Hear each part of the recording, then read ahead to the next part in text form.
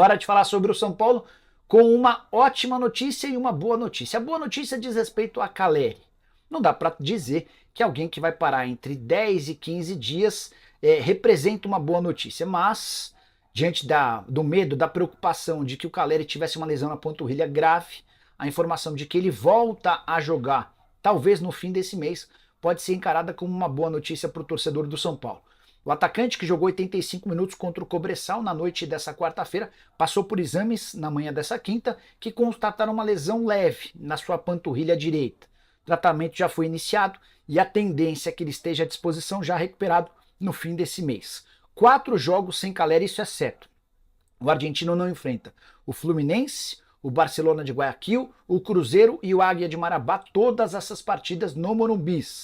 E existe um objetivo, um plano, uma ideia de contar com o Caleri para a partida decisiva do grupo na Libertadores contra o Tajeres, jogo marcado para o dia 29 também no Morumbi. Então, toda a preparação do Caleri, essa recuperação será feita para que o argentino possa enfrentar o adversário que hoje é líder do grupo. O São Paulo tem 9 pontos, o Tajeres aparece com 10. Só para arrematar, vale a lembrança de que os próximos jogos do São Paulo: Fluminense na segunda-feira, Barcelona no dia 16, Cruzeiro no dia 20, Águia de Marabá no dia 23, Tajeres no dia 29 e na sequência Corinthians fora de casa no dia 2 de junho. Só uma curiosidade, todos os jogos dessa lista, com exceção ao do Corinthians, acontecem no Morumbi, depois de uma sequência longa de partidas que o São Paulo disputou na condição de visitante. Só para completar sobre o São Paulo, tricolor que já está perto de arrecadar 42 milhões de reais com a sua participação na Libertadores da América.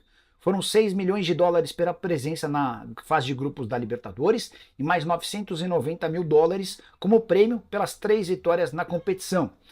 O São Paulo já está na próxima fase da Libertadores e por isso já tem garantido 1.250.000 dólares. Soma todos esses valores e chega a algo próximo de 42 milhões de reais. O São Paulo, que no ano passado, no Campeonato ganhou um jogo fora de casa, foi isso? Um jogo fora de casa. Um mísero jogo. Esse ano, o São Paulo fora de casa é o derrubador de... Já está fazendo resultados. Fez contra o Barcelona, né, que foi um início muito legal ali do Superdia. E esse resultado de virada, com gols de Nestor, Luciano e Caleri, coloca o São Paulo na próxima fase da Libertadores da América. E eu tinha feito a crítica dos 3 zagueiros ontem, né? O Zubeldia entrou só com 2. Então isso foi legal. Ele colocou mais gente no meio-campo para municiar ali o Luciano, o Ferreirinha e também o Caleri. O Zubeldia, ele tem usado praticamente todo o elenco dele. Ele vai mexendo não só nas peças, como ele mexe também na estrutura tática do time, consequentemente do posicionamento dos jogadores. E ele tem usado muitos atletas. E isso daí, o fato dele mexer na estrutura tática do time, dificulta muito o adversário. Então, por exemplo, eu tava vendo o jogo de São Paulo ontem e estava traçando um paralelo com o Santos, que é o meu time. O Santos sempre joga do mesmo jeito. Sempre, ó. Pituca, Schmidt, Pituca e Juliano. O ponta direito, o Otero, que vem por dentro, tal. Ali você tem o centroavante, que hoje é o Morelos, e o Guilherme. Não sai disso. Você assistiu um jogo do Santos, você assistiu todos. Então, quando o cara lá vai jogar contra o Santos, ele pega um jogo e não vai precisar ficar 5 horas. Vê um jogo só. Ele viu um jogo só, ele sabe como é que o Santos joga. O São Paulo, não. O cara olha pro jogo do São Paulo, ele não sabe como é que o São Paulo vai jogar contra ele. Ele não faz. Então, o cara vai ter que pensar como é que eu vou colocar o meu time, porque o São Paulo pode vir de um jeito, pode vir desse outro, ou pode vir daquele outro jeito. E isso cria uma confusão, dificuldade para o treinador que vai jogar contra o São Paulo. Então, isso é algo que eu, por exemplo, aprecio, gosto e aplaudo nos treinadores argentinos. O São Paulo era assim. Ele mexia no time direto, exatamente. Direto. Tem gente que é muito contra isso, né? Tem gente que é contra, que não dá entrosamento. Eu acho que o jogador tem que estar preparado para jogar em todas as situações. E agora, é importante você ter uma pré-temporada para você colocar para o jogador exatamente quais são os seus treinar esse tipo de coisa. Exatamente. Mas a gente consegue ver que o Zubeldia consegue fazer isso no São Paulo. Em 5 jogos. Mas jogou contra o Cobressal, o jogo passado que o São Paulo teve um jogador expulso do Vitória, etc. Mas tá fazendo, cara. O São Paulo tinha todas essas facilidades, como diz o Facincani, facilidades, e não conseguia se impor em relação aos adversários. Hoje ele as tem e consegue se impor, e com classe, sem ninguém contestar o jogo do São Paulo. Então eu acho que o São Paulo melhora muito, e principalmente por conta da chegada do treinador, gente. E outra coisa, ele afastou o Rames. Aliás, ele também afastou, porque o Rames não jogou contra ninguém, o Facincani sempre falou isso. Não dá mais. Eu sempre falei, caramba, não é possível que um cara desse... Então a gente tem que entender o seguinte, não é possível... Esse é o gol, né? Não é possível que todo técnico esteja errado, achando errado, e só o Rames está certo. O Rames está certo. Ele foi lá e falou, acabou, ele não capitulou pro nome do jogador, entendeu? Pra que foi legal ontem, foi ter colocado o Ferreirinha no time, achei muito legal. Tirou um zagueiro, colocou o Patrick ali pela ala esquerda. O Patrick, por exemplo, não estava jogando no São Paulo, já fez 2 jogos aí como titular. E aí no segundo tempo ele também tem rodado legal, né? Você vê, ele coloca o Nestor no lugar do Bobadilla. Aí ele dá chance aqui, tô vendo a escalação, pro Eric, pro Rodriguinho, que é o garoto da base, pro André Silva, que até começou bem, teve uma queda, mas agora tá voltando a ter oportunidades. Galopo, que o Facincani gosta tanto. Então é legal rodar, porque fica todo mundo esperto, né? Com oportunidades, é muito, muito legal. Motiva todo mundo. Mas esse time do Agora, São Paulo... essa pergunta é interessante pra gente discutir aí. Houve uma mudança. Agora, gente, é o que a gente falou. Tem que esperar o que mais difícil vem pela frente. Eu acho que o jogo contra o Palmeiras foi o jogo mais difícil. E não perdeu.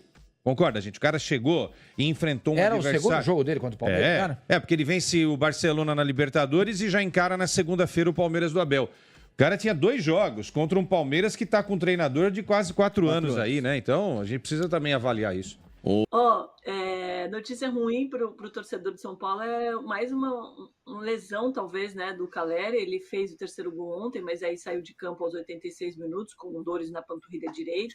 Ele estava visivelmente triste, né, com a situação, e não à toa. E aí ele falou o seguinte, abre aspas... Tenho que ver da porta para dentro do CT o que estou fazendo mal para machucar menos. No Brasil é uma loucura a quantidade de jogos que a gente tem. Faz 15 dias que estamos viajando, meus companheiros estão bem e eu vou ter que melhorar da porta para dentro. E realmente, eu estava pegando os números dele, em 2023, ele foi 6 vezes para o departamento médico. Teve dores nas costas, na coxa e no tornozelo. E aí ficou 19 jogos fora. Agora, esse ano, ele jogou 19 dos 24 jogos até agora e marcou 7 gols. Mas até não, principalmente para o jogador, deve ser um momento difícil, né? Quando você está engatando, faz o gol, o time está bem, técnico novo, e aí machuca de novo. Eu não conversei com ninguém do Calleri, até porque os jogadores chegaram por volta das 7 da manhã e todo mundo deve estar descansando agora. Enfim, hoje os jogadores que atuaram, né, na partida vão ganhar um dia livre para descansar em casa. O Calleri vai fazer um exame daqui a pouco, né? Começo da tarde, fim do dia, fim da manhã, começo da tarde, o Calleri vai fazer um exame para ver a gravidade dessa lesão. A análise que eu faço, conhecendo o Calleri e conhecendo um pouco do bastidor do São Paulo, quando ele diz isso, eu tenho que analisar o que eu faço da porta para dentro, eu ouço muito assim, o Calleri para jogar, ele joga com uma perna só. O Calleri para jogar, ele joga assim se ele tiver com um braço só. Ele joga de qualquer jeito, mas ele quer jogar, ele infiltra, é um cara que está se doando, ele é para o time, ele quer jogar a qualquer custo. Ele é um cavalo para se recuperar, quer voltar antes do tempo e tal. Então, assim, a análise é muito nesse sentido. De repente, quando tem uma lesão, tratar a lesão, respeitar o tempo dessa lesão e voltar 100%, sem acelerar o tempo. Então, de repente, é uma reflexão que o Calleri vai fazer daqui para frente, tá? Essa lesão, eu conversei com uma pessoa que estava lá no desembarque, né, do São Paulo, às 7 e pouco da manhã, que viu o Calleri muito abatido, que o Calleri estava muito para baixo e o Calleri, no voo inteiro, reclamou de dores. Estava doendo muito a panturrilha. É óbvio que ele vai fazer o exame e o exame vai responder a gravidade da lesão e o tempo de recuperação. Mas as primeiras análises, logo no vestiário, logo depois da partida, é que o Calleri vai ter que parar um tempo, né, Lesão de panturrilha é uma lesão chata que você tem que curar, que você leva tempo para curar, então o Caleri vai ficar no estaleiro um tempo. Não é uma lesão que daqui uma semana, daqui a 15 dias ele já vai estar pronto. Vai levar um pouquinho de tempo a mais. E aí o São Paulo tem agora o André, que é um jogador que vinha numa pegada boa, mas acabou perdendo espaço nas últimas partidas, mas está aí para ser o substituto, entre aspas, do Caleri. Mas, de fato, é uma lesão que preocupa antes mesmo do exame, porque ele estava sentindo muita dor e ele estava bem para baixo. Muito bom. O Léo Azevedo está falando que o problema é não ter derrota, 1 milhão de pontos de interrogação. É porque a gente sabe que uma derrota tem um peso muito maior para a torcida do que uma vitória, né? Vitória, mesmo jogando mal, tem um peso. Agora, derrota, meu amigo, aí que a gente vê como o bicho pega. Agora, sobre essa questão do deslocamento que o Caleri falou, foi impressionante o que o São Paulo fez nos últimos 9 dias. Foram 12 mil quilômetros, 3 jogos, 3 vitórias e 9 gols marcados. Agora, pelo menos, PVC, são 5 partidas no Morumbi. Então, mas a gente falou sobre o Zubeldia conheceu o mapa do Brasil e o mapa da América do Sul na chegada, né? 3 semanas atrás a gente falou exatamente isso, e os 12 mil quilômetros indicam exatamente isso, mas nas 4 viagens ele ganhou 4 jogos. São 5 vitórias consecutivas como visitante, somando o Atlético Goianiense sob o comando do Milton Cruz. O único jogo que ele não ganhou foi no Morumbi, o empate com o Palmeiras, que é o adversário mais forte. Então, você veja como tem 2 coisas positivas aqui. O São Paulo não ganhava 5 jogos seguidos fora de casa desde 2012 e ganhou 5 jogos fora de casa. E, como a gente diz, a diretoria tem uma certa precaução porque os adversários não são fortes, mas o empate em casa foi com o adversário forte, que é o Palmeiras.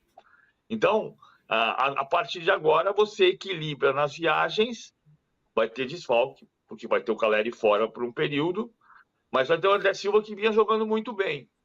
O André Silva chegou para ser o reserva do Caleri e virou uma opção para as 3 funções de ataque.